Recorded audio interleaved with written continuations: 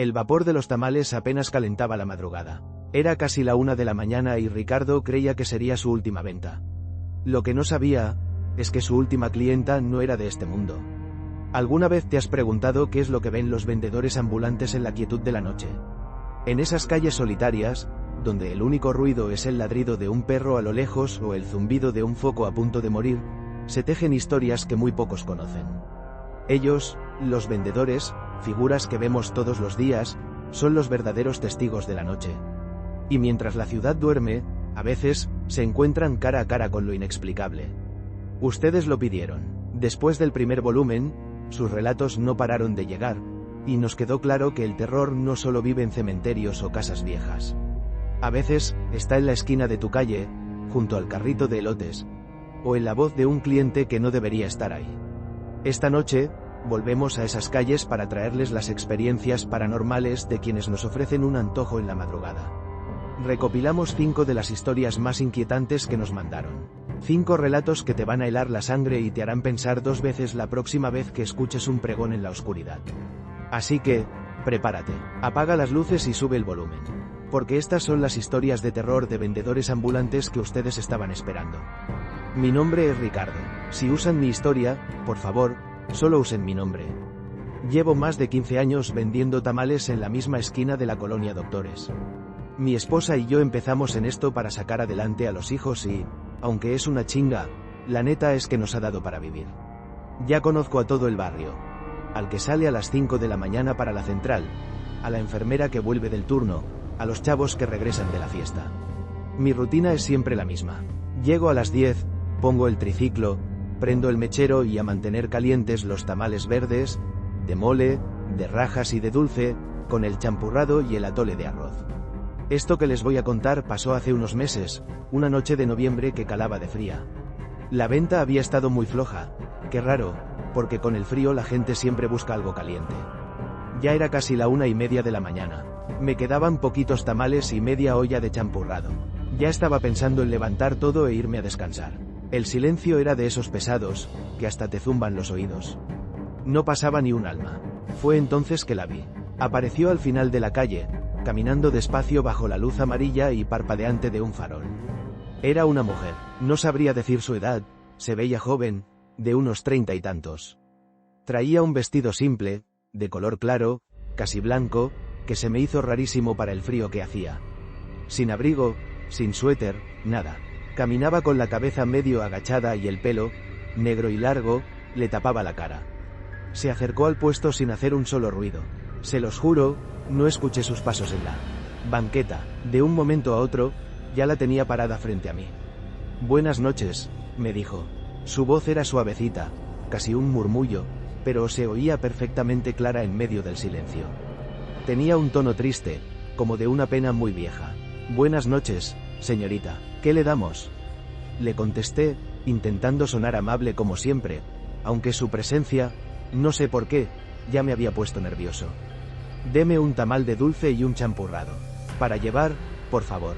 Mientras le servía, le vi las manos. Eran pálidas, casi transparentes, y se veían heladas. Cuando le di el vaso de unicel con el champurrado, sus dedos rozaron los míos, y sentí un frío que se me metió hasta los huesos. No era el frío de la noche, era un frío que no es de este mundo, húmedo. Como tocar un pedazo de hielo o, con todo respeto, como tocarle la piel a un difunto. Quité la mano de un brinco, disimulando, y por poco tiro el vaso. Ella ni se inmutó. «¿Cuánto va a ser?», preguntó, sin levantar la cara. «35 pesos, por favor», le dije, mientras le envolvía el tamal. Metió la mano en un monedero chiquito que no le había visto y sacó las monedas. Las contó despacio y las puso en la tablita de mi triciclo. 3 de 10 y 1 de 5. Cuando cayeron, no hicieron el ruidito normal del metal. Sonó sordo, pesado. «Gracias», dijo en voz baja. Tomó sus cosas y se dio la vuelta. Se fue igual que como llegó, en silencio absoluto. La vi caminar de regreso por la misma calle hasta que la luz del farol que parpadeaba la tapó por un segundo y, cuando la luz volvió, ya no estaba. No la vi dar vuelta, no la vi meterse a ninguna casa. Nada, simplemente se esfumó. Me quedé tieso, pensando que el cansancio ya me estaba traicionando. «Seguro se metió a una vecindad», me dije. Pero algo no cuadraba. La sensación de frío en mis dedos seguía ahí, un frío que hasta dolía y no se quitaba. Volteé a ver las monedas que dejó en la tabla. Dudé un momento en tocarlas. Cuando por fin las agarré, quise gritar. Las monedas estaban congeladas, heladas. Le salía un vapor, como si las acabara de sacar de un congelador. El frío era tan intenso que me quemó los dedos. Las solté de golpe y cayeron al piso casi sin hacer ruido. Me les quedé viendo, aterrado. El corazón se me quería salir del pecho. No supe qué hacer. El miedo fue tanto que empecé a aventar todo al triciclo a lo loco, sin cuidado. No me importaron las monedas. Ahí las dejé, tiradas en la banqueta. Llegué a la casa pálido, temblando. Mi esposa se espantó de verme así. Le conté lo que pasó y, aunque quiso calmarme diciendo que era mi imaginación, me vio el terror en los ojos. No pegué el ojo en toda la noche. Al otro día, la curiosidad me ganó y, con el miedo en el cuerpo, pasé por la esquina a plena luz del día. Ya no había monedas. Duré una semana sin querer ir a vender. El miedo era demasiado. Al final, pues la necesidad es la necesidad y tuve que volver. Pero ya nada fue igual. Ahora, cada que dan la 1 de la mañana y la calle se queda sola. No puedo evitar voltear al final de la cuadra, esperando y temiendo volver a ver a esa mujer del vestido claro. A veces, cuando el viento sopla raro, siento otra vez ese frío. Y hasta hoy, sigo sin entender qué demonios pasó esa noche. Solo sé que le vendí un tamal a alguien que ya no era de este mundo. Pero el frío de lo desconocido no solo se siente en las esquinas de la ciudad. A veces te encuentra a plena luz del día, en los lugares más inesperados, como le pasó al protagonista de la siguiente historia. Hola, me llamo Javier y les escribo desde un municipio de Jalisco. Oí su primer especial y me animé a contarles algo que me pasó hace un par de años y que, no más de acordarme, se me enchina la piel. Yo me dedico a vender productos de limpieza de casa en casa. No tengo un local, ando con un burrito, o sea un diablito de carga, hasta el tope de cloro, pino, fabuloso, jabón, todo eso. Mi ruta es larga, me aviento varias colonias, a veces hasta pueblos de por aquí. Es un trabajo honrado, pero bien matado, de caminar y caminar bajo el solazo. Las colonias me las sé de memoria. Sé qué perros ladran, en qué casa vive la doña que siempre me compra cloro y en cuál de plano nunca abren. Hay una colonia residencial, de esas de casas grandotas y calles calladas, que siempre me gustó. La gente es amable y casi siempre vendo bien. Y en esa colonia, había una casa que siempre me llamó la atención. Una casona de 2 pisos con un jardín enorme, pero bien descuidado. La pintura ya toda comida por el sol y varias ventanas tapadas con tablas. Se notaba a kilómetros que estaba abandonada. Una vez le pregunté a doña Elvira, una clienta que vive a unas casas, y me soltó toda la historia. Me dijo que la familia que vivía ahí se fue de un día para otro, hace más de 10 años, después de una tragedia. Resulta que la hija más chica, una niña como de 8 años, se accidentó y falleció adentro de la casa. La familia, destrozada, nomás cerró todo y se largó. Nunca vendieron ni rentaron. Desde entonces, la casa está ahí, vacía. Completamente vacía. Yo siempre que pasaba por ahí sentía una vibra pesada, rara. Pero pues uno le sigue. Hasta ese día. Era un martes, como a las 3 de la tarde. El sol pegaba con ganas y no había ni un alma en la calle. Iba yo empujando el burrito, que rechinaba con cada paso, y me tocaba pasar justo enfrente de la casa abandonada. La miré de reojo, como siempre. Todo normal. El pasto seco, las ventanas tapadas, el silencio. Pero justo cuando estaba a la mitad del terreno, escuché algo. Una voz muy quedita, tan bajita que primero pensé que era el viento. Me detuve en seco. El rechinido de mi carrito paró y el silencio se hizo más pesado. Entonces la oí otra vez, más clara. Ayúdame. Venía de la casa, de una de las ventanas de arriba, una que tenía los vidrios rotos. Me quedé helado. Lo primero que pensé fue, un vago se metió. Miré para todos lados, pero la calle seguía desierta. La voz era de una niña. Se oía débil, con miedo. «Hola», grité, sintiéndome bien menso. «¿Hay alguien ahí?» Puro silencio. Empecé a creer que el calor ya me estaba afectando. Ya me iba a seguir, diciéndome a mí mismo que no fuera miedoso, cuando lo escuché una vez más.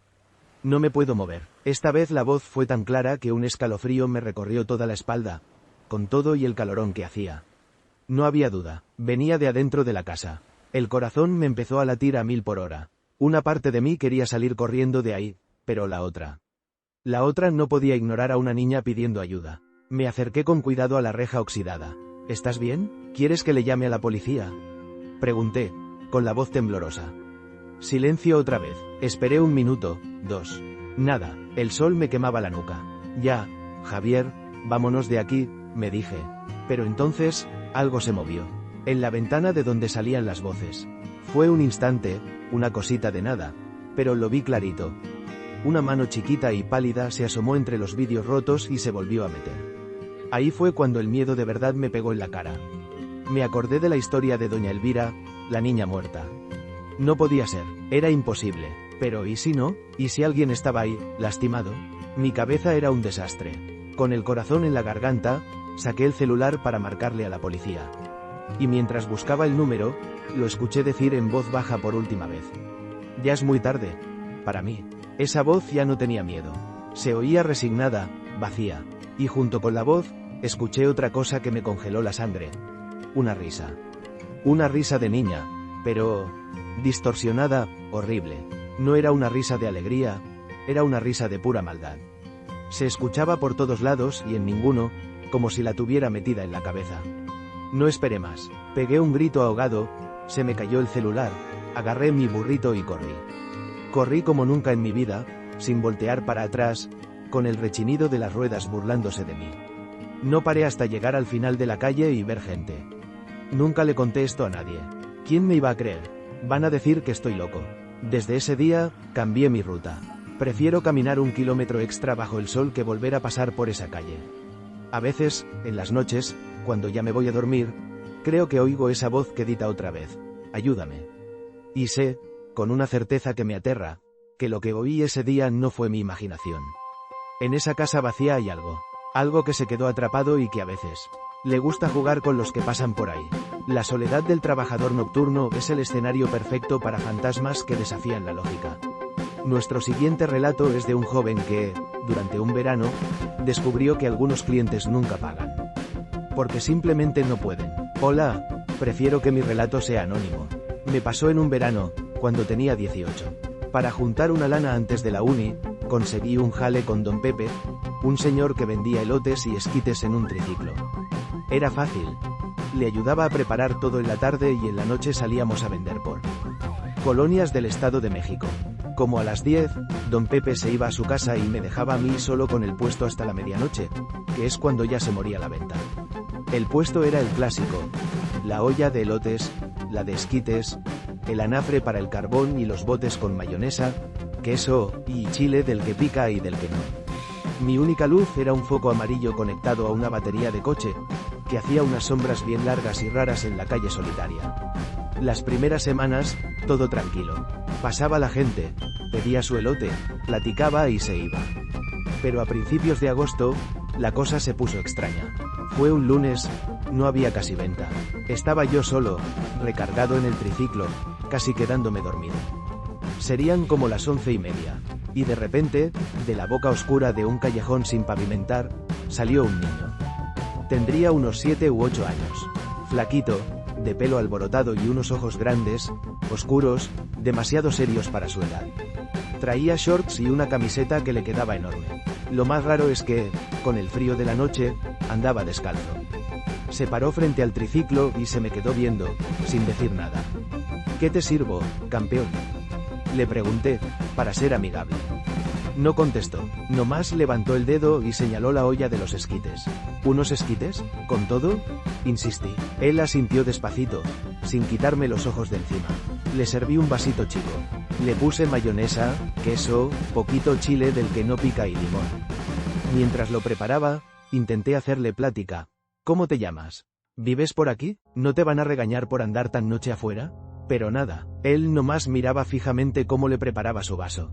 Aquí tienes, le dije, pasándole el vaso humeante. Son 20 pesos. Tomó el vaso con sus 2 manitas. Y sentí ese mismo frío de la primera historia. Un frío seco, que se te mete, como si sus manos no tuvieran vida.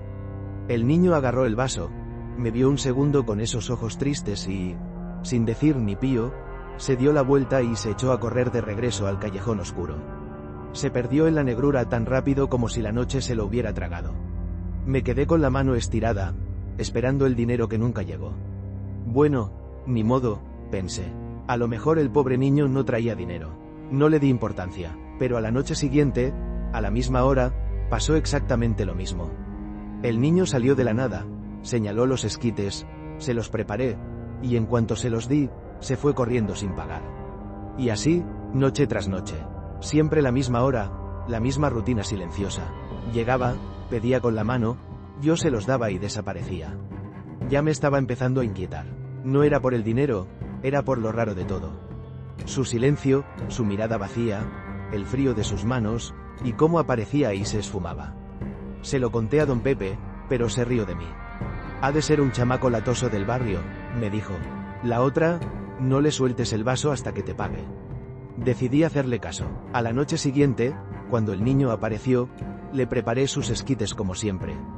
Pero esta vez, cuando se los fui a dar, agarré el vaso con fuerza. Son 20 pesos, amiguito, le dije, con la voz más firme que pude. Él intentó jalar el vaso, pero no lo solté. Por primera vez, le cambió la cara. Se le arrugó en una mueca de angustia, y sus ojos se llenaron como de pánico. Abrió la boca para decir algo, pero no le salió ningún sonido. Entonces, hizo algo que me aterró. Soltó el vaso y salió corriendo, pero esta vez, mientras corría hacia la oscuridad, empezó a llorar. Era un llanto silencioso, sin ruido, solo le veía las lágrimas escurriendo por las mejillas mientras se perdía en la noche. Me sentí horrible, me quedé con el vaso de esquites en la mano, todavía caliente. Pero lo más raro de todo fue que, al mirar adentro del vaso, estaba completamente vacío. Se los juro, el esquite, la mayonesa, el queso, todo había desaparecido. El vaso estaba limpio, como nuevo. Ahí sí me entró el miedo en serio. Ya no podía ser una broma. A la noche siguiente, me armé con acento agudo de valor. Cuando se acercaba la hora, le dije a un amigo que me esperara a una cuadra. Por si acaso, cuando el niño llegó e hizo la seña de siempre, le serví los esquites. Esta vez no se lo negué. Lo dejé ir, pero en cuanto se dio la vuelta, lo empecé a seguir. Caminé detrás de él, en silencio. Esta vez no corrió. Caminaba despacito, con la cabeza gacha, hacia el callejón de tierra. Era un callejón sin salida, que topaba con la barda de un terreno baldío. El niño siguió caminando hasta la barda, y ahí, simplemente la atravesó, como si fuera humo. Me quedé petrificado. No podía creer lo que estaba viendo. Me acerqué temblando a la barda. Del otro lado solo había hierba crecida y basura, ni rastro del niño, pero en el suelo, justo donde desapareció, estaba el vaso de unicel. Intacto, y como la noche anterior, completamente vacío. Corrí de vuelta al puesto, aventé todo y me fui a mi casa. Al día siguiente le conté todo a don Pepe, lo del vaso vacío y que lo había seguido. Esta vez no se rió. Se puso muy serio, pálido. Me dijo que hacía como 5 años, en ese mismo terreno baldío, encontraron el cuerpo de un niño. Se había escapado de un orfanato cercano. Al parecer, murió de hambre y de frío. Nadie nunca reclamó su cuerpo. Ese fue mi último día. Le di las gracias a don Pepe y le dije que ya no podía seguir. Jamás volví a esa colonia. A veces pienso en ese niño. No creo que quisiera asustarme. Yo creo que solo tenía hambre. Y me da una mezcla de tristeza y miedo pensar que a lo mejor su espíritu sigue ahí, perdido en la oscuridad, esperando que alguien le ofrezca algo caliente en una noche fría. Algunos encuentros son fugaces, pero otros se repiten, convirtiendo el simple hecho de volver a casa en una pesadilla. Esto le pasó a una pareja de tianguistas, justo en las vísperas de una fecha muy especial. Hola, te escribo por mí y por mi esposo, Marcos. Llevamos más de 20 años en los tianguis. Vendemos juguetes, así que para nosotros la temporada de fin de año y Reyes Magos es la más matada, pero también la mejor. Si publicas esto, porfa no digas nuestros nombres reales, solo que pasó en el Estado de México. Esta historia es de hace 3 años, en la noche del 4 de enero. Ya se imaginarán, esos días son una locura. Los tianguis de noche se atascan de papás buscando los regalos de última hora para el Día de Reyes. Teníamos nuestro puesto en un tianguis de los más grandes de por acá. Las ventas, increíbles, pero el cansancio era brutal. Empezamos a levantar el puesto casi a las 2 de la mañana del día 5. Estábamos hechos polvo. Terminamos de subir la última caja a nuestra camioneta pick-up vieja como a las 3 de la mañana. El tianguis ya estaba casi fantasma. Solo quedaba la gente de la comida y otros como nosotros. El camino a casa es de unos 40 minutos, casi todo por una carretera federal que a esas horas está desierta. Son 2 carriles, mal iluminados y con largos pedazos de puro campo y árboles a los lados. Íbamos en silencio, yo de copiloto y Marcos manejando. Estábamos demasiado cansados para hablar. Como a los 10 minutos de haber salido del tianguis, pasamos por un tramo especialmente oscuro de la carretera. Ahí fue cuando lo vi. A la orilla del camino, parado junto a la cuneta, había una silueta. Un hombre, no se le veía la cara, pero parecía traer una chamarra gruesa y una gorra. Estaba totalmente quieto, dándole la espalda a la carretera, como viendo hacia el campo. ¿Y ese tipo qué hace ahí a estas horas?, le dije a Marcos, más para romper el silencio que por otra cosa. ¿Quién sabe?, contestó él sin quitar la vista del frente. A lo mejor se le descompuso el carro. Pero no había ningún carro. Era solo él, parado en la oscuridad. Se me hizo raro, pero bueno. Seguimos. La carretera se sentía eterna. Un par de kilómetros más adelante, volví a ver la misma silueta. En la misma posición, de espaldas al camino, viendo hacia el campo. Oye, ¿viste eso?, le dije a Marcos, ahora sí con un nudo en la garganta. Es el mismo hombre, te lo juro, trae la misma ropa. Marcos frunció el ceño. No puede ser, mi amor. Estás cansadísima. ¿Seguro es otra persona o ya estás viendo cosas? Traté de creérmela, que era el sueño. Me tallé los ojos, pero la inquietud ya no se me quitaba. Unos minutos después, en una curva, los faros de la camioneta barrieron la orilla del camino. Y ahí estaba otra vez. El mismo hombre, la misma chamarra, la misma postura. Pero esta vez, más cerca. Y sentí, no sé cómo, que aunque estaba de espaldas, nos estaba viendo. Ahí está otra vez, Marcos. Te digo que es él. Le grité, ya con miedo. Marcos pegó un frenón que hizo chillar las llantas. Nos paramos a unos metros de la figura. Él también lo había visto. Se quedó viendo la silueta, con los ojos pelones. No puede ser, dijo en voz baja. Esto no está bien. El pánico nos invadió. El hombre seguía ahí, inmóvil. Marcos no lo pensó 2 veces.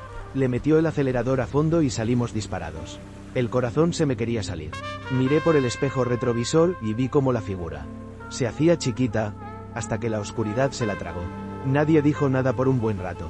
Podías cortar el miedo con un cuchillo. Yo no dejaba de ver por el retrovisor, esperando verlo aparecer de nuevo. Cuando creí que ya había pasado lo peor, lo vimos una última vez. Estábamos por llegar a la desviación para nuestro pueblo. Al lado del camino, justo bajo el único poste de luz de todo ese tramo, estaba él. Pero esta vez no estaba de espaldas. Estaba de frente, como esperándonos. Y por primera vez, le vimos la cara. Gritamos los dos al mismo tiempo. Era una cara que conocíamos. Era don Arnulfo. Don Arnulfo había sido cliente nuestro por años. Un viejito muy amable que siempre iba a comprarle juguetes a sus nietos. Siempre con la misma chamarra gruesa y una gorra, hiciera frío o calor. Pero lo que nos congeló la sangre fue que don Arnulfo había fallecido 2 años atrás. Murió en un accidente justo en esa carretera, volviendo a su casa después de comprar los regalos de Reyes. Una noche idéntica a esa. Lo que vimos bajo la luz no era una persona. Era como un eco, casi transparente. Su cara no tenía expresión, pero sus ojos estaban clavados en nosotros. Unos ojos vacíos, llenos de una tristeza que no te puedes imaginar. Levantó una mano despacio, como despidiéndose, y en ese preciso instante, el motor de la camioneta empezó a toser y las luces parpadearon y se apagaron. Nos quedamos en la oscuridad total, en silencio, varados. Marcos intentó arrancar la camioneta una y otra vez, pero estaba muerta. Nos quedamos abrazados, temblando y llorando de miedo. No nos atrevimos a mirar hacia donde lo habíamos visto. Después de lo que se sintió como una eternidad, pasó otro coche y nos ayudó. Al día siguiente, el mecánico nos dijo que la camioneta no tenía nada. La batería, el motor, todo perfecto. Arrancó al primer llavazo. Nunca hemos vuelto a tomar esa carretera de noche. Ahora nos damos una vuelta enorme por la autopista de cuota, no importa que sea más largo. A veces, cuando estamos en el tianguis, me parece ver a don Arnulfo entre la gente. Sé que no nos quería hacer daño. A lo mejor solo está atrapado en esa carretera, repitiendo su último viaje una y otra vez. Pero es un recuerdo que nos va a perseguir toda la vida. Para terminar, nuestro último relato nos recuerda que hay lugares que guardan la memoria de quienes estuvieron ahí. Y a veces, esa memoria se niega a irse. Me llamo Ismael, soy de la Ciudad de México. Llevo casi toda mi vida en los tianguis, desde que era morro y le ayudaba a mi jefe. Ahora tengo mi propio puesto de ropa de paca, de la que traen de la frontera. Me pongo cada domingo en un tianguis muy grande en Iztapalapa. Si publicas mi historia, di que fue en el Tianguis del Sol, para no buscarme broncas. Los que andamos en esto sabemos que hay que caerle de madrugada para agarrar buen lugar. Por años, he rentado el mismo espacio. Una esquina de 3 por 3 metros cerca de la comida. A las 4 de la mañana yo ya estoy ahí, bajando mis bultos y armando el changarro de tubos y lonas. Hace como un año, empecé a notar algo raro. Llegaba a mi lugar, a oscuras, nomás con la luz del cel, y encontraba parte del puesto ya armado. Al principio eran cositas, por ejemplo, los 4 tubos de la base ya puestos en el suelo, formando el cuadrado. Y yo pensaba, qué raro, juraría que los guardé todos juntos. Pero se lo achacaba al cansancio, a que lo había hecho sin fijarme el domingo anterior. Pero la cosa fue escalando. A la semana siguiente, llegué y no solo estaba la base, sino que 2 de los postes de arriba ya estaban puestos. Ahí sí me saqué de onda. Le pregunté a Don Chuy, el de los jugos de al lado, si había visto a alguien. Me dijo que no, que cuando él llegó, eso ya estaba así. La situación se puso cada vez más extraña. Cada domingo, encontraba el puesto más y más armado. Un domingo, todos los tubos de la estructura. Al siguiente, la estructura completa. Llegó un punto en que lo único que faltaba era echarle la lona encima y colgar la ropa. Se los juro, era como si un ayudante fantasma viniera en la madrugada a hacerme la mitad de la chamba. Pero lejos de darme gusto, me daba un miedo que no veas. ¿Quién lo estaba haciendo? ¿Y por qué? Empecé a llegar más temprano, a las 3:30, a ver si cachaba a quien fuera. Pero no importaba la hora, siempre encontraba el trabajo a medias. Como si esa cosa supiera a qué hora iba a llegar y se iba justo antes. Una noche, le conté a mi papá. Se quedó pensando un buen rato, con la mirada perdida. En ese lugar se ponía un señor, Ramiro, me dijo. Vendía herramienta de segunda. Un buen tipo, bien trabajador. Se murió hace como 5 años. ¿Y de qué murió? Le pregunté. Mi papá bajó la voz. Lo asaltaron, mijo, un sábado en la noche. Se quedó a dormir en su puesto para cuidarlo, porque traía mercancía nueva. Lo encontraron en la mañana, cuando la gente empezó a llegar. Le dieron un golpe en la cabeza. Lo mataron ahí mismo, en tu lugar. Sentí que la sangre se me hacía hielo. De repente, todo tuvo un sentido horrible. No era un ayudante invisible. Era el espíritu de don Ramiro. El puro miedo me hizo pensar en cambiarme de lugar. Pero la neta es que esa esquina es muy buena. Así que decidí hacer algo. El siguiente domingo, llegué a las 3 de la mañana. Como me imaginaba, la estructura de metal ya estaba toda armada, brillando con la luz de un poste lejano. Me paré enfrente, agarré aire y hablé con acento agudo en voz alta. Don Ramiro, dije, sintiéndome bien tonto pero muerto de miedo. Sé que es usted, le agradezco mucho la ayuda, de verdad, pero me está asustando. Este es su lugar, yo lo sé y lo respeto. Solo le pido que me deje trabajar en paz. Le prometo que cada domingo, antes de empezar, le voy a rezar un Padre Nuestro para que descanse. Un viento helado se coló por el pasillo del tianguis, levantando basura. Me quedé ahí, temblando, esperando algo que nunca llegó. Ese día trabajé con el Jesús en la boca. Al final, antes de desarmar, recé como se lo había prometido. Al domingo siguiente, llegué a las 4, con el alma en un hilo. Alumbré mi espacio con el celular, esperando ver la estructura armada. Pero no, todo estaba como lo dejé. Los tubos en un montón, las lonas dobladas, los bultos apilados. El lugar estaba vacío. Sentí un alivio tan grande que casi lloro. Desde ese día, ya no ha vuelto a pasar. Don Ramiro, al parecer, me escuchó y por fin pudo descansar. Pero yo cumplí mi promesa. Cada domingo, sin falta, antes de sacar el primer tubo, me persigno y rezo en silencio un Padre Nuestro por el alma del vendedor que se quedó a cuidar su puesto para siempre. Las calles guardan secretos, y nuestros vendedores ambulantes son, muchas veces, los únicos que están ahí para verlos. El vapor de un tamal, la luz de un foco solitario, el rechinido de un carrito. Todo es parte del escenario para encuentros que rompen nuestra realidad. Las 5 historias de esta noche nos recuerdan que lo paranormal no siempre está en un panteón. A veces, simplemente, te espera en la siguiente esquina. Y estas no son solo historias de terror, son las vivencias de gente trabajadora, gente que le hace frente a la noche y, de vez en cuando, a lo que vive en ella. Sabemos que hay muchísimas más historias como estas allá afuera. Si tú tienes una historia que quieras compartir, una experiencia paranormal que te pasó en el trabajo, en tu casa, donde sea, déjala en los comentarios.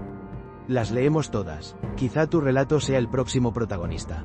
No te olvides de suscribirte y activar la campanita para que no te pierdas el volumen 3. Y si te atreviste a escuchar esto a solas y con la luz apagada, cuéntanos qué sentiste. Gracias por acompañarnos, y tengan cuidado al caminar de noche. Uno nunca sabe con quién se puede topar.